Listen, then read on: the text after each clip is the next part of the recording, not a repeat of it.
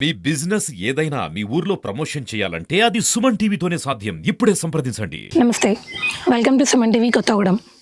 ప్రస్తుతం నేను ఒక అద్భుతమైన ప్రదేశంలో ఉన్నాను. అది ఏంటి అంటే ఇది ఒక పుణ్యక్షేత్రం అని చెప్పొచ్చు. నాచారం, ఏన్కూరు మండలం నాచారం గ్రామంలో ఉన్న శ్రీ అద్భుత వెంకటేశ్వర స్వామివారి దేవస్థానం. అయితే స్వామివారు ఇక్కడికి 2002లో వచ్చారు అని చెప్తారు. కానీ ఆయన ఇక్కడికి రావడానికి కూడా ఎన్నో కారణాలు ఉన్నాయి. సో ముందుగా అది మీకు చెప్పే ముందు, సో ఇప్పుడు నా వెనక కనిపిస్తున్న రోడ్ ఉంది కదా, కంప్లీట్ ఘాట్ రోడ్. మనం ఏడుకొండల వారిని ఎలా అయితే 7 కొండలు ఎక్కితే కానీ ఆయన దర్శనం జరగదు మనకి. సో సుమారు ఇలా పచ్చని చెట్ల మధ్య, గుట్టల మధ్య స్వామి వెలిసారు. ఇక్కడ నుంచి సుమారు ఒక కిలోమీటర్ మేరకి ఘాట్ రోడ్‌లో వెళ్ళాలి. అయితే ఆయనని దర్శించుకునే ముందు మనం ఈ ఆలయ క్షేత్ర పాలకుడైన వీరభద్ర స్వామిని దర్శించుకోవాలి. సో, ఆ వీరభద్ర స్వామి ఎంతో తపస్సు చేసి ఇక్కడ స్వామివారిని రప్పించుకున్నారు అని చెప్పేసి ప్రజలు నమ్ముతారు. సో, ఒక్కసారి ఆ వీరభద్ర స్వామి వారి దర్శనం మనం చేసుకుందాం.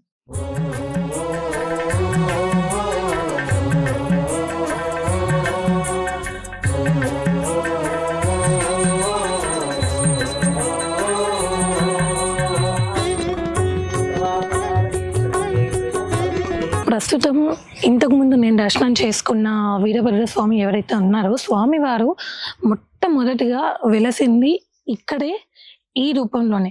మనందరికీ తెలుసు వీరభద్రుడు అంటే సాక్షాత్తు మహాశివుని స్వరూపం. అయితే స్వామి ఇక్కడ వెలవడానికి ఒక చరిత్ర ఉంది. స్వామి వెలిసిన ఈ చెట్టుకు కూడా చాలా పెద్ద చరిత్ర ఉంది. ఈ చెట్టు వయసు సుమారు 300-400 సంవత్సరాలు. అయితే పూర్వం ఇక్కడ రాజులు తిరిగే టైంలో ఈ ఊరిని వేదాంతపురం అని పిలిచేవారంట. అంటే ఎక్కువగా శైవ భక్తులు వీరభద్ర స్వామిని, శివుడిని కొలిచేవారు ఉన్నారు. సో, అలా ఈ స్వామిని ఇక్కడ కొలుచుకున్నారు. సో, ఇక్కడ కొలుచుకున్నాక కొన్ని సంవత్సరాల తర్వాత అంతా అంతరించిపోయాక ఒకనాడు ఇక్కడ ఉన్న గ్రామ ప్రజలకి ఈ స్వామి విగ్రహం అనేది దొరికింది. అరే! మన వీరభద్ర స్వామి అని చెప్పేసి స్వామికి పూజలు చేయడము అన్నీ స్టార్ట్ చేయగానే స్వామికి ఇక్కడ ఎంతో పంటలు పండి, పాడి పంటలతో ఈ ఊరంతా సంతోషంగా ఉండేదంట. మానవులం కదా! మనకు కావాల్సిందొచ్చింది. స్వామివారిని మర్చిపోయాము. సో, స్వామివారికి ఇక్కడ కట్టె పొంగలి వండి స్వామికి నివేదించేవారంట.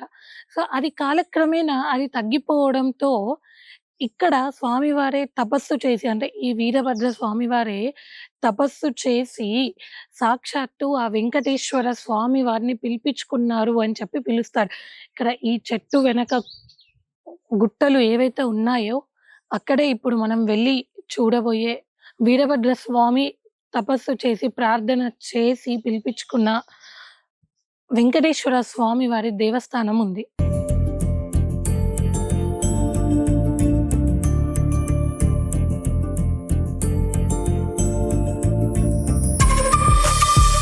కింద క్షేత్రపాలకుడైన వీరభద్ర స్వామి దర్శనం చేసుకొని పైకొచ్చాక మనకి ముందుగా ఇక్కడ దర్శనం ఇచ్చేది అమ్మవారు.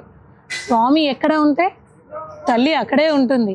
అయితే తిరుమలలో ఎలా అయితే స్వామి శిలారూపం ధరించాక, స్వామి మీరు శిలారూపంలో ఉన్నారు, మేము కూడా మీ చెంత అని తల్లులు వచ్చారు. ఇది మనకి తెలిసిన స్టోరీ.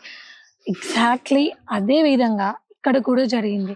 స్వామివారు 2022 జూన్‌లో స్వామివారు శిలారూపం ధరిస్తే, ఆగస్టులో ఇక్కడ అమ్మవారు కూడా స్వయాన శిల మీద స్వామికి ఎడమ భాగాన స్వయంభూగా వెలిసారు. కానీ ఇక్కడ మనం ప్రత్యేకంగా చెప్పుకోవాల్సిన విశేషం ఏంటి అంటే, స్వామివారికి ఇద్దరు సతులు, అలివేలు మంగమ్మ, పద్మావతి తల్లి. అయితే ఇద్దరు కూడా ఒకే శిల మీద రావడం అనేది ఇక్కడ ప్రత్యేకంగా మనం చెప్పుకోవచ్చు. కాబట్టి ఇక్కడ తల్లి పేరు అద్భుత లక్ష్మీ తాయారు. అటు అలివేలు మంగమ్మ కానీ, ఇటు లక్ష్మీ అమ్మవారు కానీ, ఇద్దరు సతులు స్వామివారి వెంకటేశ్వరుని ఇద్దరు స్వతులు కూడా ఇక్కడ స్వామివారికి ఎడమ భాగమున వెలిసారు. కేవలం 2 నెలల వ్యవధిలో జూన్‌లో స్వామివారు వెలిస్తే స్వయంభూగా, ఆగస్టులో తల్లి వెలిసింది ఇక్కడ. అమ్మవారి దేవాలయం నుంచి సుమారు ఒక 40-50 అడుగుల దూరంలో సో మనం అద్భుత వెంకటేశ్వర స్వామి వారి దేవస్థానానికి అయితే వచ్చాము.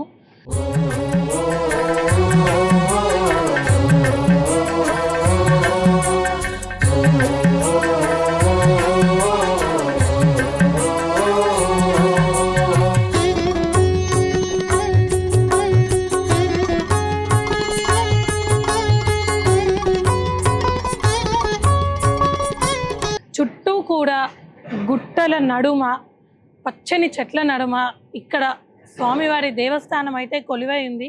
ఒకసారి మనం గర్భగుడిలోకి వెళ్ళి స్వామివారిని దర్శించుకుందాం. అయితే ఇక్కడ ఒక ప్రత్యేకత ఏంటంటే వెంకటేశ్వర స్వామి అనగానే మనకి ముందుగా గుర్తొచ్చేది అభయహస్తము, తిరునామాలు. కానీ ఇక్కడ స్వామివారి రూపం అలా ఉండదు, కంప్లీట్గా డిఫరెంట్గా ఉంటుంది. సో ఎలా ఉంటుందో మీరు చూద్దురు రండి.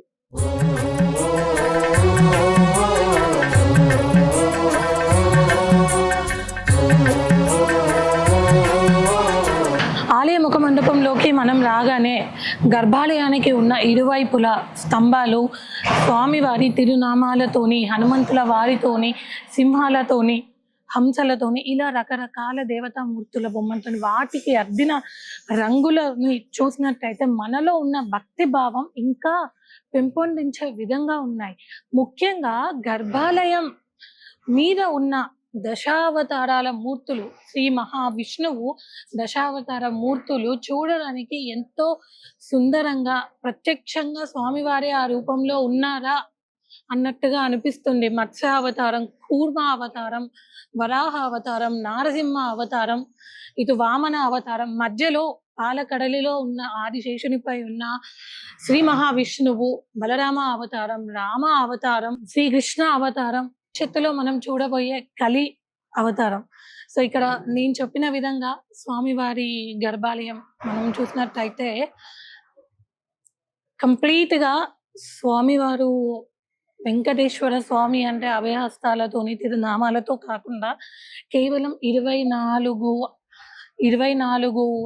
అడుగుల ఎత్తులో స్వామివారి రూపం అయితే ఇక్కడ శిలారూపం అయితే మనకి దర్శనం ఇస్తుంది. అసలు స్వామివారి రూపం, ఈ శంకు చక్రాలు ఇవన్నీ ఎక్కడ ఉన్నాయి ఏంటి అనేది మనం అయ్యగారిని అడిగి తెలుసుకుందాం.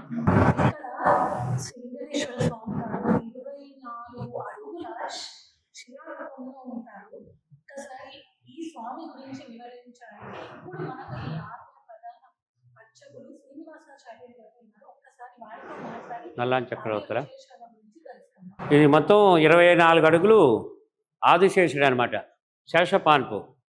ఈ 24 అడుగుల ఆదిశేషుని మీద ఇక్కడే శంకుచక్ర నామాలు ఉంటాయమ్మా. ఇగో ఈ భాగం మొత్తం శంఖం, ఇక్కడేమో చక్రం ఉంది. ఇది ఈ భాగం మొత్తం కూడా చక్రం. ఈ నామం 7 అడుగులు వచ్చింది అనమాట. స్వామివారి నామం 7 అడుగులు వచ్చింది. ఇక్కడ ఉన్నటువంటి విశేషం ఏంటంటమ్మా, ఈ స్వామివారు 2002 జూన్ 7వ తారీఖు సాయంత్రం 4 గంటల ఆ ప్రాంతంలో కొండపై భాగం నుంచి జారి వచ్చి ఇక్కడికి చేరుకున్నారనమాట. కరెక్ట్గా ఇప్పుడు ఈరోజు మే 20వ తారీఖు, వచ్చే నెల జూన్ 3వ తారీఖు స్వామివారి 22వ వార్షికోత్సవం కూడా ఉంది. భక్తులందరూ కూడా ఆ రోజు ఇక్కడికి రావచ్చు, చూసిన వాళ్ళంతా కూడా. అయితే ఇక్కడ ఉన్న విశేషం ఏంటంటమ్మా, స్వామివారు ఆనుకొని 60 అడుగుల లోయ ఉండేది. అటు పక్కంతా కూడా స్వామివారికి 60 అడుగుల లోయ. అట్లాగే ఇటుపక్క కూడా 60 అడుగుల లోయ ఉంది. ఇక్కడ వెనక భాగం మొత్తం కూడా లోయే. ఇక్కడి నుంచి మొత్తం స్వామివారికి లోయ.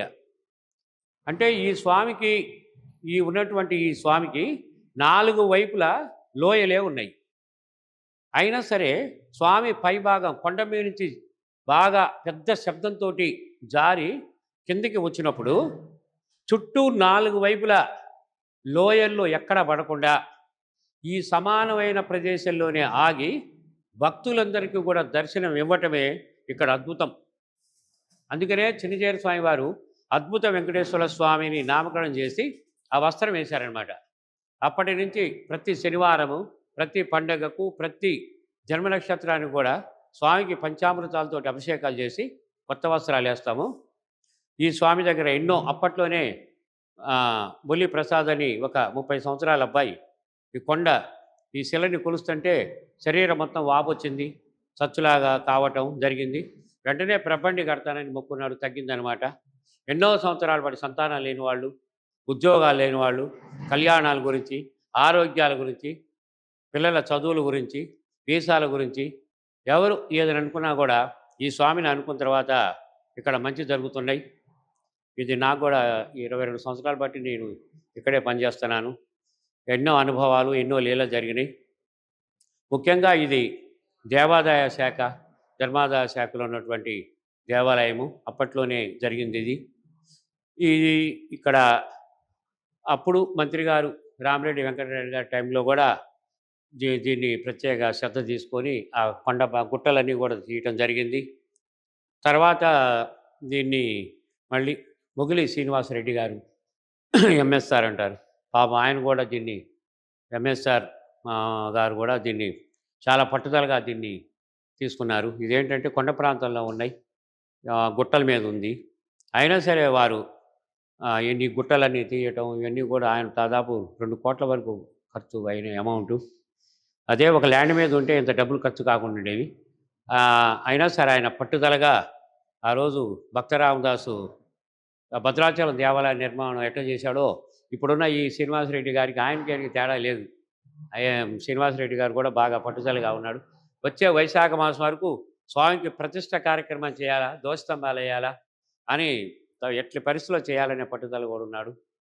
భగవంతుడు కూడా ఆ కళ్యాణం ముహూర్తం కూడా భక్తులకి ప్రవేశించి ఆ అమ్మవారు త్వరగా అలివేలు మంగమ్మ గారు ఎక్కడ ఉన్నా కూడా ఆ స్వామివారి దగ్గరకు వచ్చి కళ్యాణం జరిపించుకోవాలా.